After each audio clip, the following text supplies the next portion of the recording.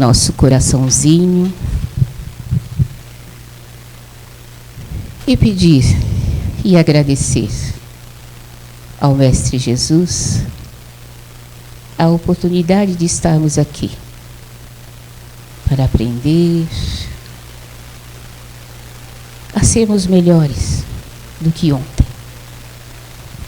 Que nosso anjo de guarda possa serenar nossa mente, abrir a nossa mente para ouvir o que o Júnior irá proferir na sua palestra, cujo tema: simpatia e antipatia.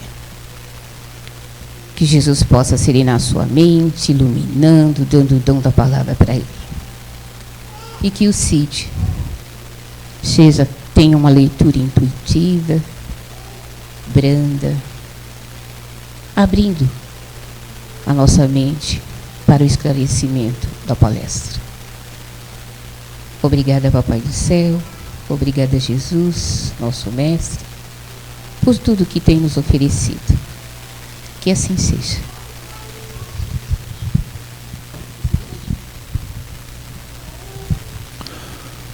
O homem no mundo. O homem no mundo.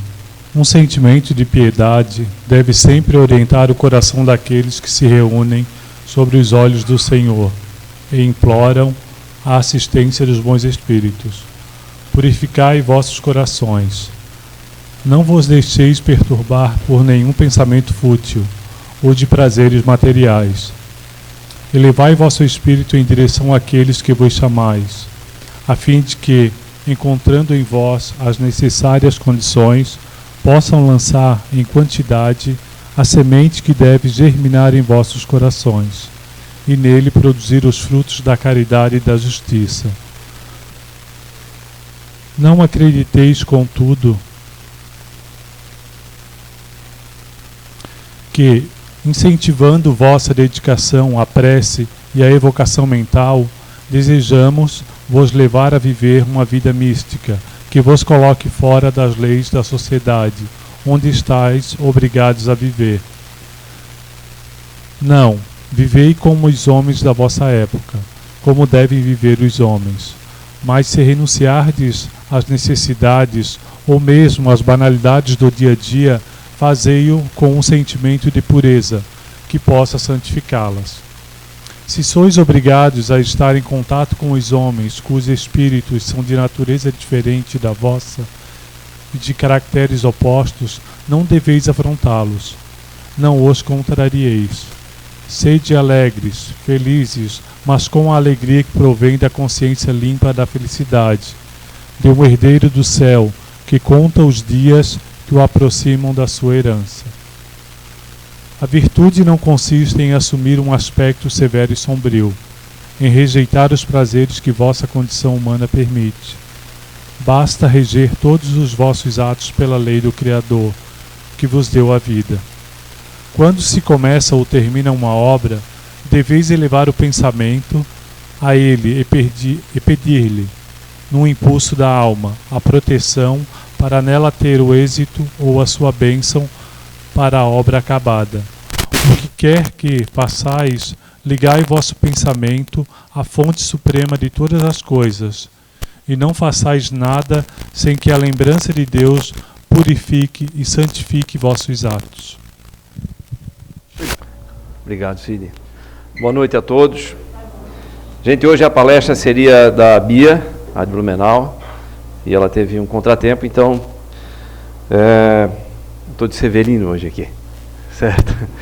Então, nós vamos desenvolver um tema diferente do que estava proposto anteriormente, mas acho que muito oportuno, que são simpatia e antipatia terrenas. É algo que a gente lida o tempo todo dia, o dia inteiro, né? A gente lida com pessoas o tempo todo, a gente convive com pessoas o tempo todo.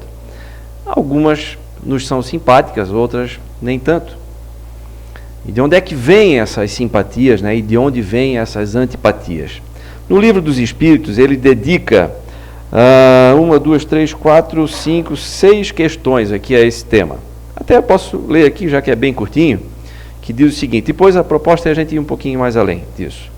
Diz assim, 2 seres que se conhecem e se amam, podem se encontrar em uma outra existência corporal e se reconhecerem? Reconhecer-se não, mas ser atraído um para o outro sim.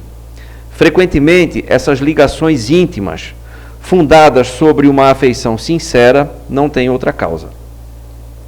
2 seres se aproximam um do outro por circunstâncias aparentemente fortuitas, mas que são o fato da atração de 2 espíritos que se procuram na multidão. Ou seja, isso aí, o magnetismo também explica. Bom, vamos mais além, que aqui vai falar sobre isso. Continua a pergunta, né? O Kardec, não seria mais agradável para eles, então, se reconhecerem? Nem sempre é a resposta. A lembrança de existências passadas teria inconvenientes maiores do que acrediteis. Depois da morte, eles se reconhecerão e saberão o tempo que passaram juntos. Mas durante a encarnação, não é conveniente. Imaginem, mesmo que sejam espíritos simpáticos, que estejam hoje na condição de irmãos consanguíneos, lembrarem, por exemplo, que foram marido e mulher, né, ou pai e filho, enfim, pode gerar aí algumas situações constrangedoras. Agora, nada comparável com espíritos antipáticos, né? Aí mesmo é que o negócio pode desandar realmente, né? A gente lembrar que foi o carrasco ou foi vítima de alguém que está muito próximo a nós, vai perturbar tudo isso aqui, né? Vai, vamos dizer assim, obscurecer o nosso discernimento, vai fazer com que a gente deixe de ser a gente mesmo nesse momento, né? Porque a gente vai ficar contaminado, vamos dizer assim, pelas lembranças passadas. Então a gente deixa de fazer esse exercício de crescimento agora, né? Outras perguntas que são, a simpatia tem sempre por princípio um conhecimento anterior? Não necessariamente. Isso pode acontecer, e frequentemente acontece, pela pura sintonia de vontades, de gostos, de tendências, né? No caso de espíritos antipáticos, com a evolução natural, ora, se a gente está aqui, nós automaticamente estamos evoluindo, uns mais rapidamente, outros menos, mas a gente está evoluindo. Isso é uma lei natural, não tem como estagnar por completo. Então, com a evolução, nós acabamos por diminuir essas diferenças com o passar do tempo, né? Mas não necessariamente foram espíritos que tiveram já uma história no passado. E aqui chega no ponto que fala sobre magnetismo, que é o seguinte. Os encontros, é a pergunta 388. Os encontros que ocorrem, algumas vezes, de certas pessoas e que se atribuem ao acaso, não seriam o efeito de uma espécie de relações simpáticas? Aí a resposta diz, há entre os seres pensantes laços que não conheceis ainda. O magnetismo é o guia dessa ciência que compreendereis mais tarde. Hoje é uma série de tentativas, vamos dizer assim, de explicação com base científica, outros com base um tanto esotéricas, mas que tentam explicar e já caminham no sentido de compreender um pouco mais como é que funcionam essas relações. Então, no caso da física, por exemplo, a física nos diz que os polos opostos se atraem, certo? O polo positivo e o negativo se atraem. Nas relações entre os espíritos, são os semelhantes que se atraem. Basta a gente olhar no nosso círculo de amizade e a gente vai perceber uma série de semelhanças no modo de pensar, no modo de agir. Ninguém faz amizade com quem não tem absolutamente nada a ver. Ou alguém aqui de nós sente prazer, ou sentiria prazer, por exemplo, em nutrir uma amizade por alguém que é um assassino, quanto mais um criminoso, seja lá de que tipo for. Ninguém que consegue, né? Porque, queira ou não, nós estamos em sintonias muito diferentes. As nossas intenções são muito diferentes. Nós pensamos, nós sentimos diferente. E aí é que tem um detalhe. Ora, até os inimigos podem nos ajudar. Quer ver só? Na nossa vida, nós estamos o tempo todo interagindo entre nós. E nós precisamos de aliados. Ninguém vive sozinho, ninguém consegue sair de dificuldade sozinho, muito mais difícil, né? Mas a gente precisa trazer aliados para nós. E sabe que alguns inimigos podem ser nossos aliados, podem nos ajudar. É interessante isso. Mas antes disso, eu vou contar uma historinha essa história, na verdade, ela está escrita num livro que chama-se 90 Minutos no Céu, se eu não estou enganado. Isso foi feito filmes, inclusive, ou um filme, pelo menos, a respeito disso. 90 Minutos no Céu é a história de um pastor de uma igreja evangélica americana, uma igreja batista, que ele sofreu um acidente em 1989, em janeiro de 89, quando saía, inclusive, de um evento para a formação de novos líderes. Esse evento era só para pastores dessa igreja, e ele era um deles, pastor jovem, de 38 anos. E ele sofreu um acidente quando voltava para casa, ele estava numa cidade distante. Sofreu um acidente em cima de uma ponte, um caminhão acabou passando por cima do carro dele. E logo que chegaram as equipes de resgate, ele foi dado como morto. Passou então 90 minutos, ele morto. Cobriram o carro dele e tal. Mas aí formou-se aquele grande engarrafamento, porque bloqueou completamente, né, o caminho. E uma das pessoas que estava ali esperando, que chegou ali depois, né, era um pastor também, coincidentemente. E se dirigiu até um dos policiais que estavam ali para controlar o trânsito e tal, e perguntou: o que aconteceu? Aí ele disse: não, foi um acidente e tal, tem alguém que eu possa ajudar, amparar de alguma forma? Ah, tem aquelas duas pessoas ali que também se envolveram no acidente, mas fisicamente elas estão bem, só estão abaladas emocionalmente. Disse: mais alguém que o senhor possa ajudar? Não, tem, dentro daquele carro lá tem um cidadão que faleceu. Posso ir lá ver? Eu posso fazer uma oração por ele? Aí disse: não adianta, ele já está morto, já faz 1h30, e a cena é muito ruim, é melhor o senhor não ir. Mas eu preciso ir, eu preciso fazer uma oração por ele. O pastor insistiu muito. Ele disse: bem, a cena é muito chocante, mas se o senhor quiser ir.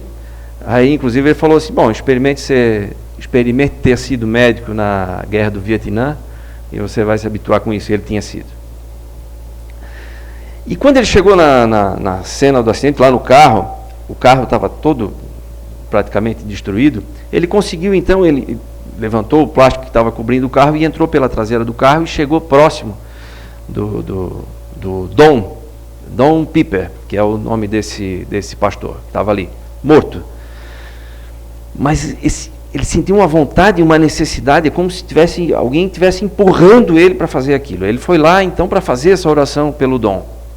E ele conseguiu, com muita dificuldade, chegar perto do corpo do Dom e tocou nele,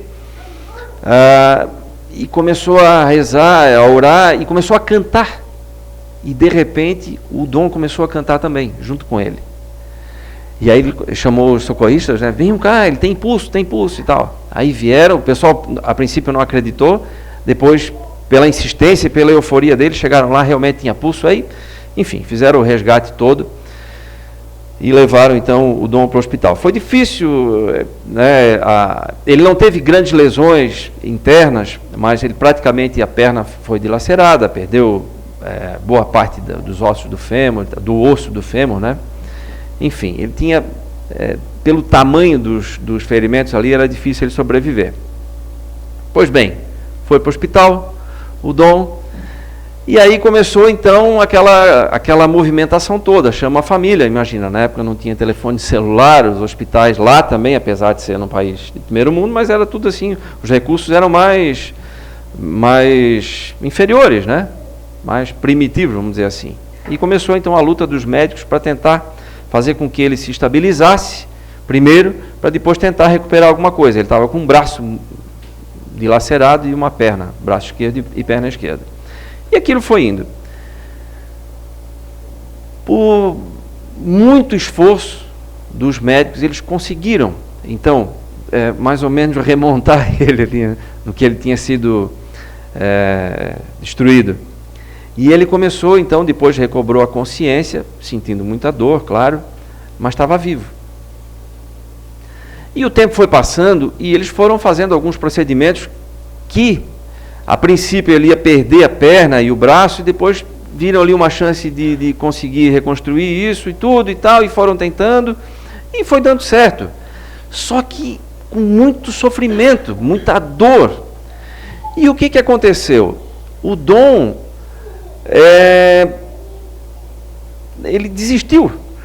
A dor era tão intensa, o sofrimento era tão grande, mas muito maior. O sofrimento maior não era nem pela dor que ele estava passando, é pelo fato dele imaginar que ele passaria a ser, se ele, caso sobrevivesse, passaria a ser um fardo muito grande para a família dele. Ele tinha esposa e 3 filhos pequenos, 2 meninos, gêmeos, e mais uma menina um pouco mais velha. A menina, não lembro agora, 12, 13 anos na época, e os meninos talvez 7, 8, algo assim, mas não importa. E aí, aquilo tomou um espaço tão grande dentro dele que ele começou a desistir. Apesar de ter passado 1h30 dado como morto, voltou. Muito grande da igreja dele, ele era pastor, um jovem pastor, mas apesar de tudo isso, teoricamente o pior já havia passado, para ele não. Até porque ele tinha tido uma experiência de quase morte, que hoje é muito comum, né? A gente tem inúmeros relatos aí, cada um vai contar de uma maneira um pouco diferente um do outro. Uns tiveram uma experiência agradável, outros nem tanto, né? Mas nós temos aí milhares de relatos de experiência de quase morte catalogados aí mundo afora, tanto na literatura espírita como não espírita, né? Ou mesmo como pesquisa científica, tem muito, né? Então, e foi o caso do Dom. Só que o Dom não falava para ninguém, ele guardou isso para ele. Ele não disse até então o que tinha se passado. Só ficou para ele muito forte essa questão do peso. Ele seria então um peso muito grande para a família dele, e ele começou a desistir de viver. Então, chegou ao ponto de ele não querer mais respirar, porque como ele ficava deitado o tempo todo, começou a atrofiar, né, toda a musculatura e tudo. Ele ficou muito tempo, ao ponto de os médicos, tinha um médico que ameaçava ele: olha, ou você começa a respirar direito, ou eu vou ter que tomar uma atitude drástica, né, vou ter que cortar sua garganta, botar um respirador, vai ser pior. Ameaçava ele e tudo, e mesmo assim não resolvia. A esposa, os filhos vinham conversar com ele e nada disso resolvia. Ele realmente estava desistindo de viver. Até que um dia, o melhor amigo dele, amigo de infância e tudo, foi no hospital visitá-lo, sabendo dessa situação dele de querer desistir de viver, e foi lá fazer uma tentativa. Dom, você precisa reagir, você precisa respirar. A tua família está esperando por ti, os teus amigos estão esperando por ti, a nossa igreja, né, a congregação, enfim. E não teve jeito. Ele, né, dava respostas assim, desanimadas. Não quero. Quando respondia alguma coisa. Aí, esse amigo dele disse o seguinte: então tá bom, já que você não quer reagir, a partir de agora quem vai assumir somos nós. E aí ele voltou para a igreja, organizou um grupo de voluntários e começaram a fazer orações, passaram a noite inteira fazendo oração para o Dom, pedindo para que ele reagisse, para que ele assumisse as rédeas da situação, né, pedindo por força para ele. Na verdade, talvez tenha sido um momento mais difícil do que o próprio acidente, do que aquele momento ali de transição. Enfim, a partir daí também um pastor aposentado que acabou assumindo a igreja dele, foi visitá-lo no hospital, e aí deu aquele puxão de orelha que só quem tem moral para falar consegue dar, né?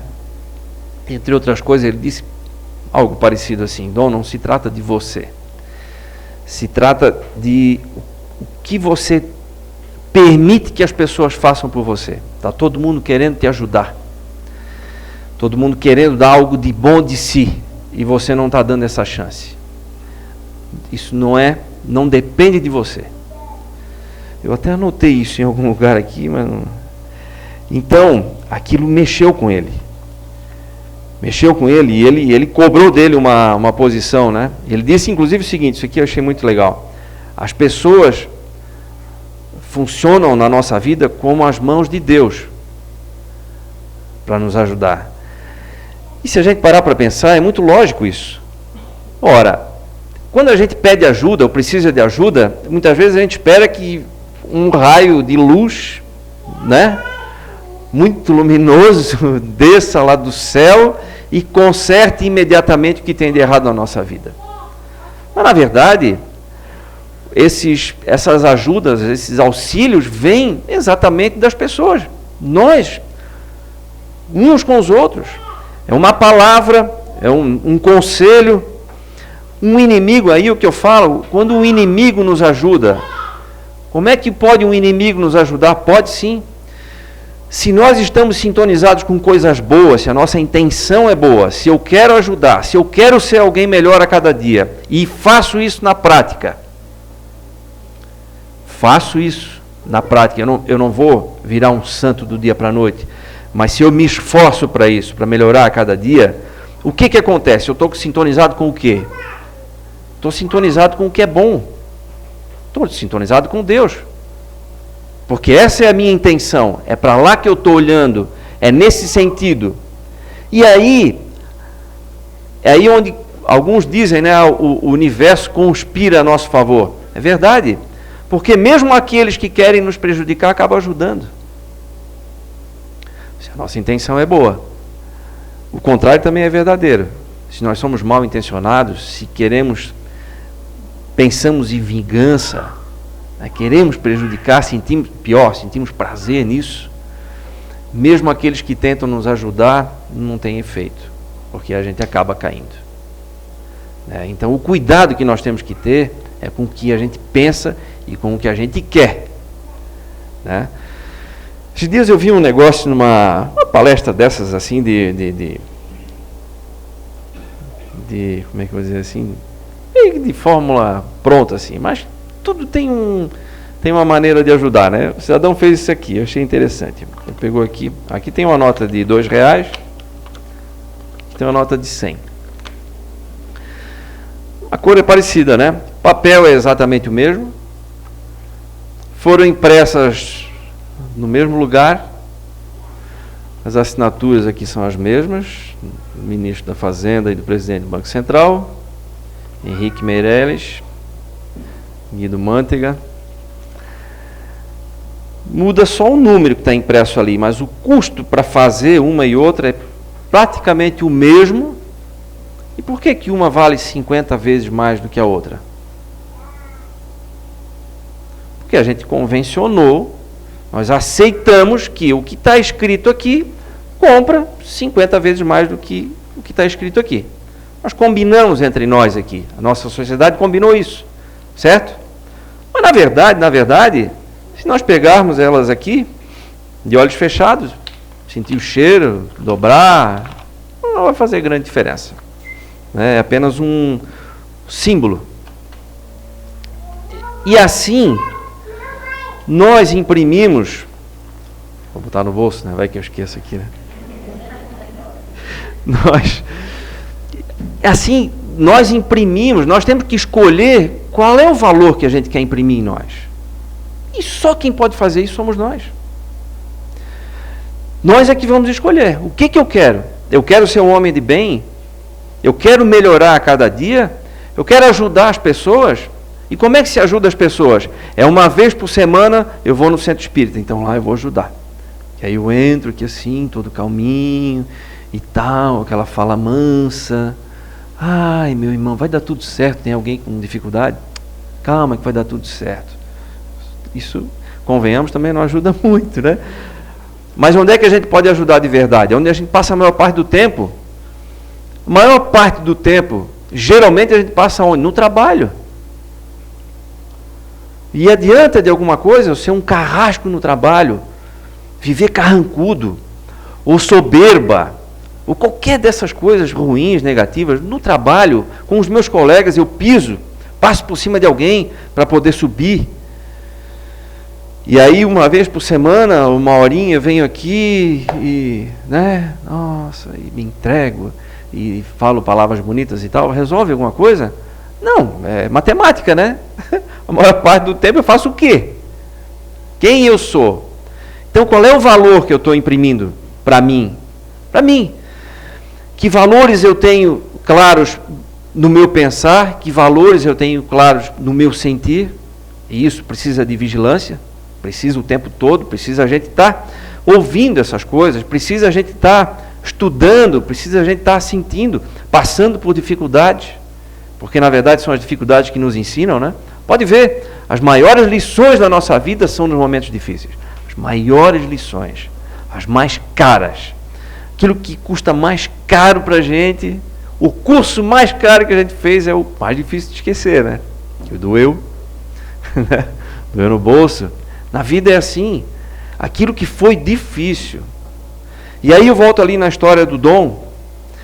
Estava tão difícil, mas tão difícil para ele que ele não queria mais viver. E aí um detalhe, a experiência que ele teve durante aquele período ali de morte foi uma experiência excepcionalmente boa, agradável.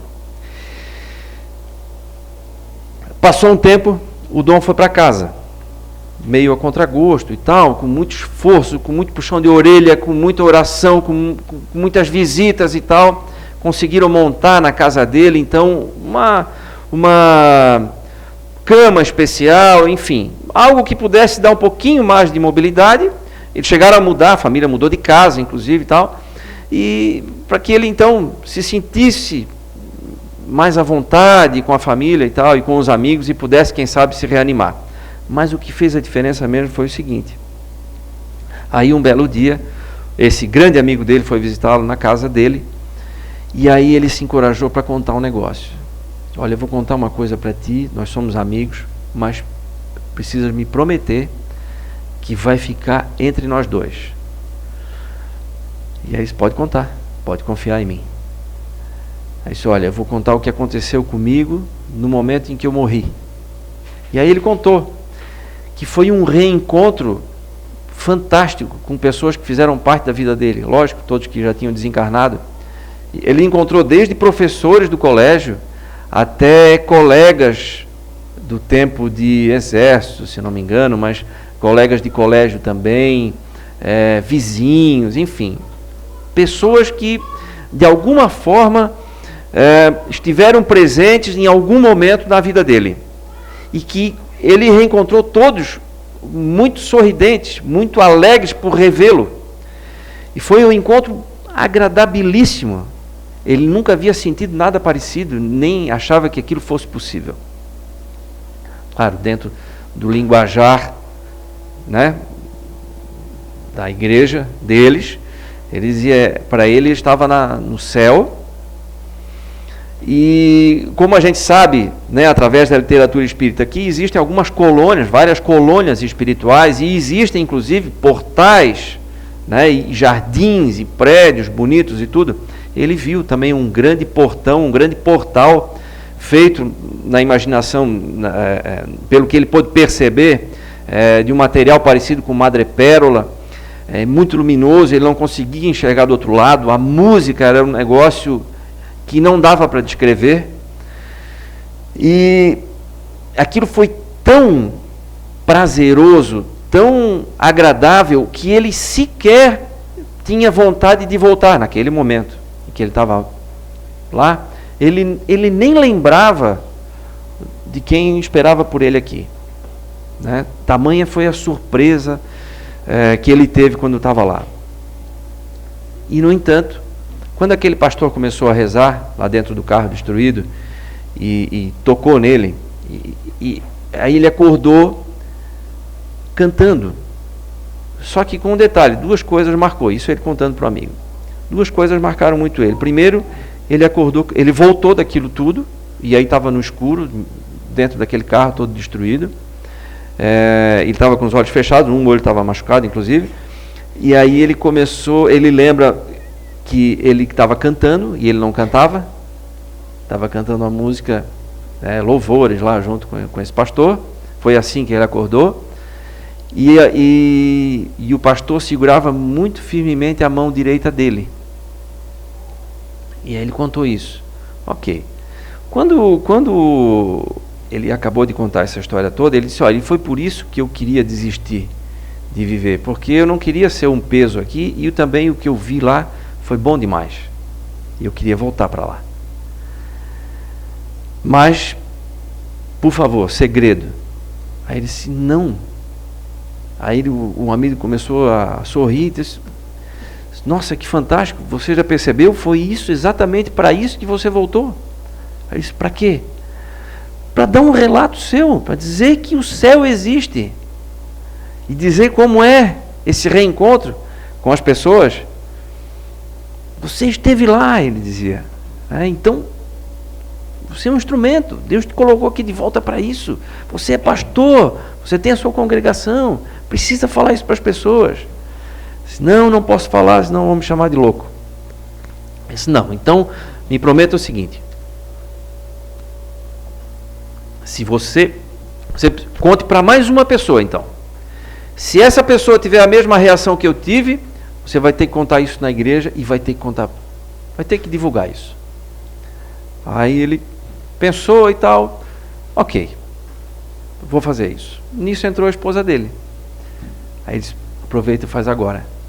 Disse, não, mas eu não estou preparado. Tá, sim. Aí o amigo foi embora, se sentou, foi até a cozinha, ele já conseguia se movimentar um pouco, com bengala e tudo tal, foi até a cozinha e começou a contar a história para a esposa.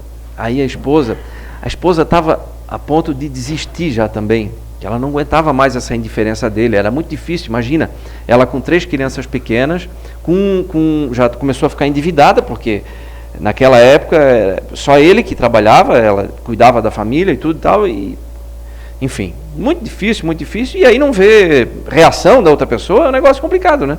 A gente ajuda quando percebe que a pessoa também se esforça, mas quando a gente vê a apatia da outra parte, nenhum de nós aqui sente vontade de ajudar alguém, né? É difícil, fica mais difícil para a gente ajudar. Quando a gente vê esforço, e era o que estava acontecendo com ela. Aí, logo ela sentiu um grande alívio, ela disse, agora eu entendi, agora ficou muito claro o porquê de eu estar casada contigo, algo assim.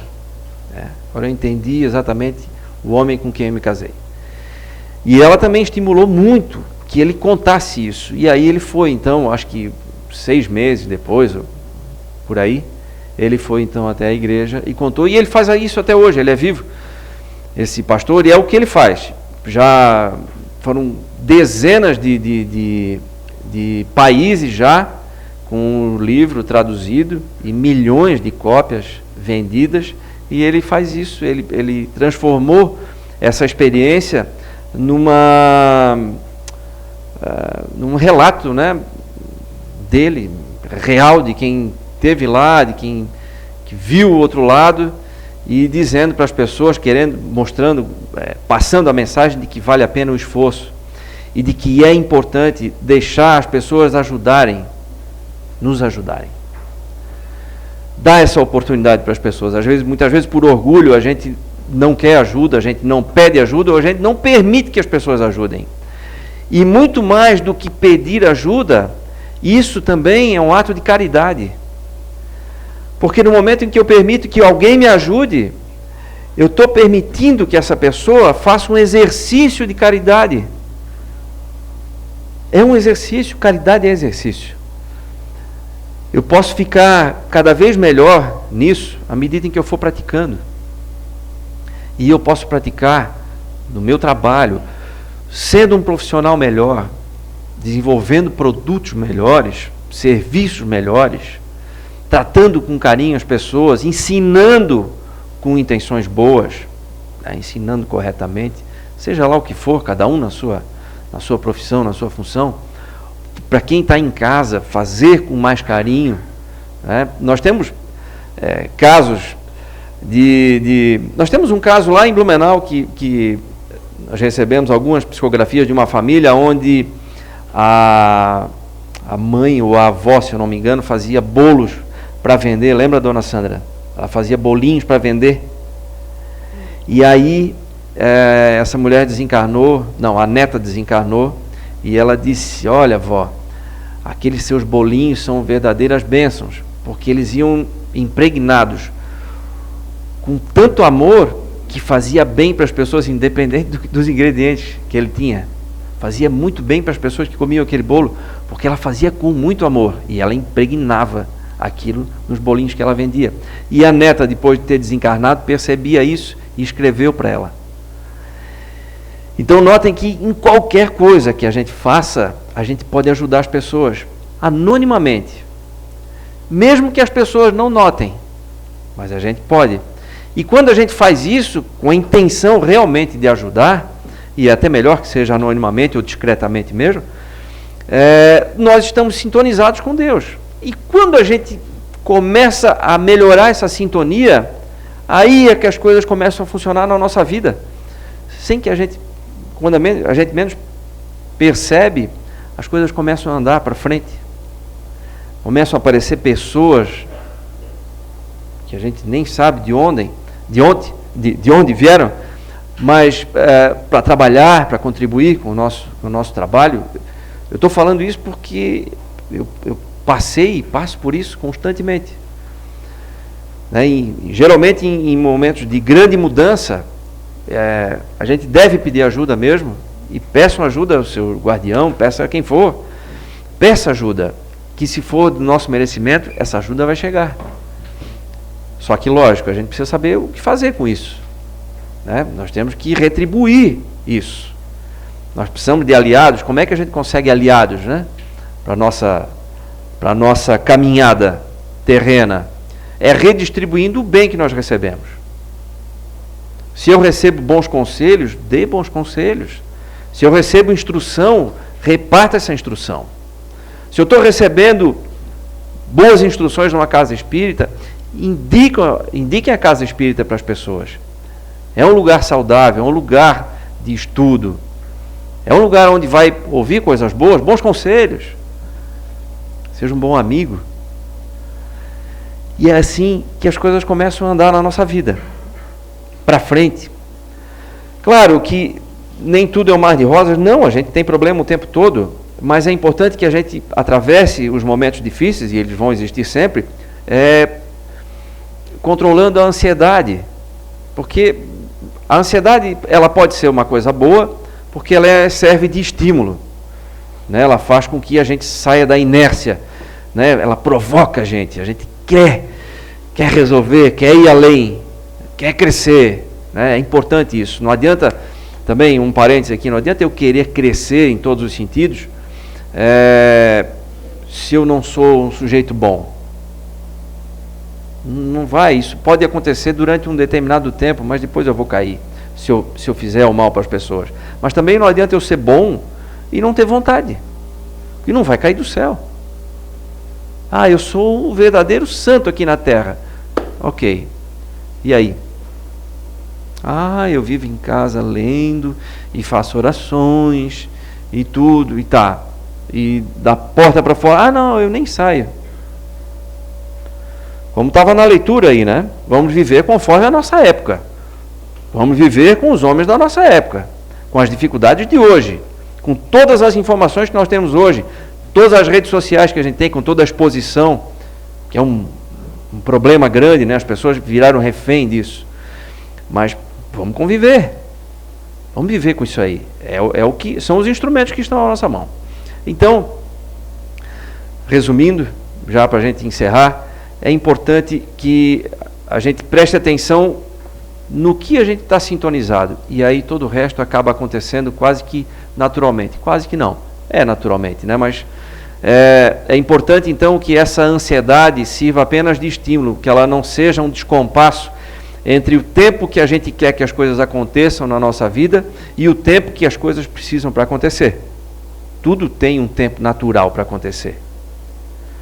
E às vezes a gente insiste, bate tanto numa tecla, eu quero me casar com aquela mulher ali. E não acontece, e não tem jeito, e não dá certo. Eu quero aquele homem lá. E é um traste, né? Mas não tem jeito, insiste, põe na cabeça, teimosia, né? E aí, gente, a vida dá sinais, né? Ela mostra o caminho. Quantas vezes a gente quebra a cara por causa disso? Esses tempos ainda, faz aí alguns aninhos ali, aconteceu comigo com uma sociedade. Eu montei uma sociedade, fui convidado para entrar numa sociedade. Antes de entrar na sociedade, meu sócio deu alguns sinais. Ele primeiro propôs um negócio assim, tal, para fazer, tal, aquilo lá não era legal. Eu disse, olha, não é legal aquilo lá. Não, tá certo, tu acha? Eu acho. Não, então tá bom, então esquece. Depois, num outro momento, propôs outra coisa, eu também meio que tirei da cabeça dele e tal. E aí, não deu outra, né? Eu fui a vítima depois. A vítima nada. Ora, ele mostrou quem era, eu que não quis ver. Eu estava olhando apenas a oportunidade. E esqueci de ver com quem que eu ia me aliar. Claro, quebrei a cara depois, aquelas lições que custam caro, né? Mas aprendi. Posso dizer que foi surpreendido? Não, não posso. Porque ele mostrou quem era, eu que não quis ver.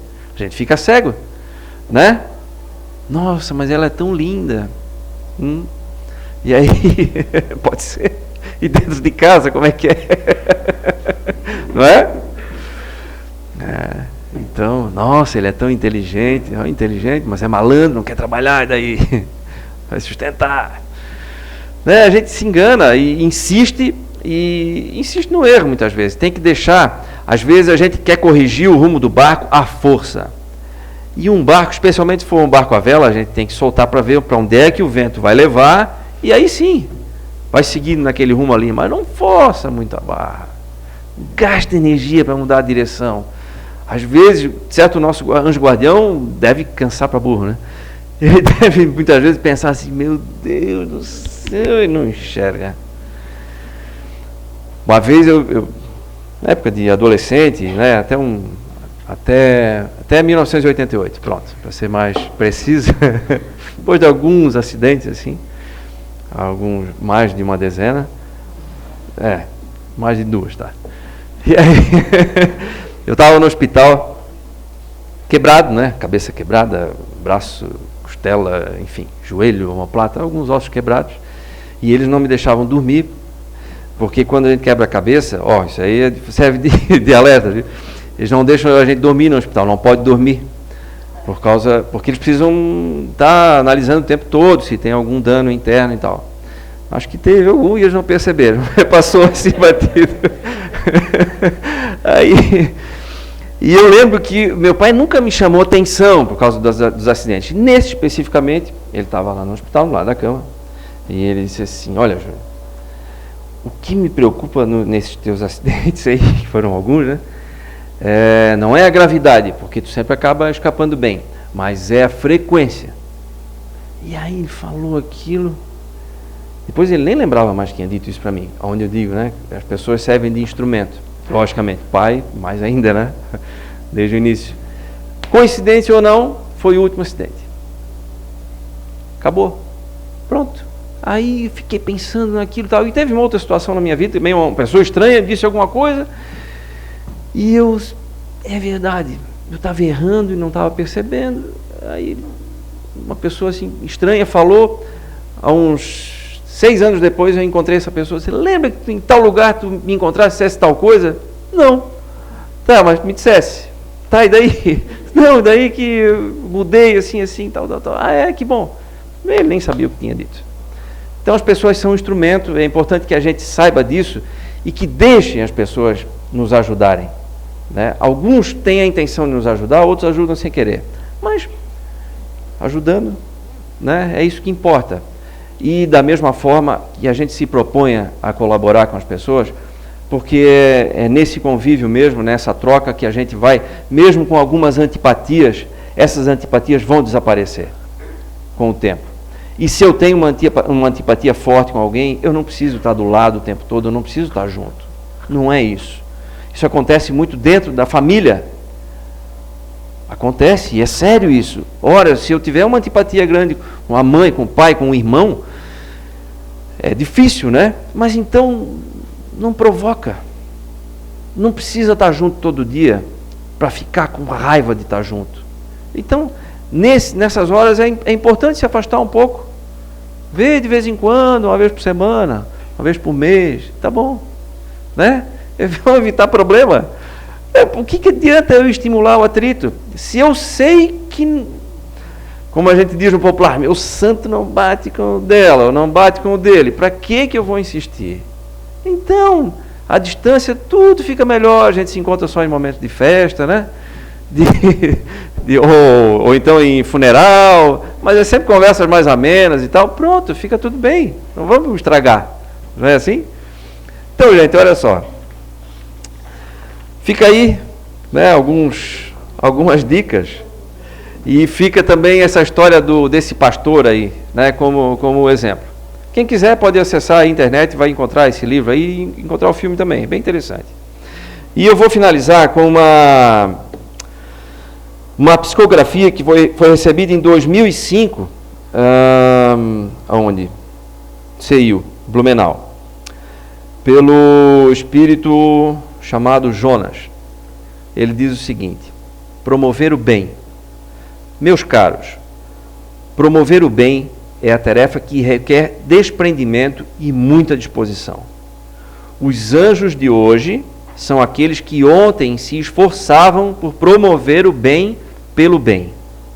Avançar com determinação e, principalmente, união. Quando um de nosso grupo cai, o levantemos.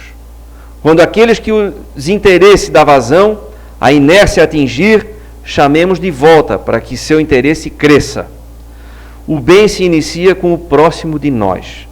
Promovam o bem e o bem fará parte das vossas vidas, promovendo todas as nossas condições. Então fica aí o recado do nosso irmão Jonas. Obrigado, irmão Jonas, se é que está aí, né? E fica a dica, tá bom? Obrigado.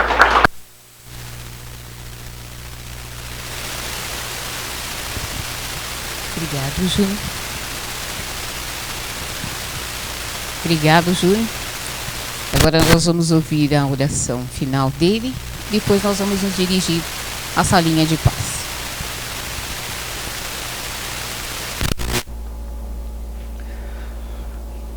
Amado Mestre Jesus, em nome de Deus Pai Todo-Poderoso, pedimos e agradecemos a assistência dos bons espíritos que sempre nos acompanham e que possamos ouvir cada vez melhor os bons conselhos que nos são dados.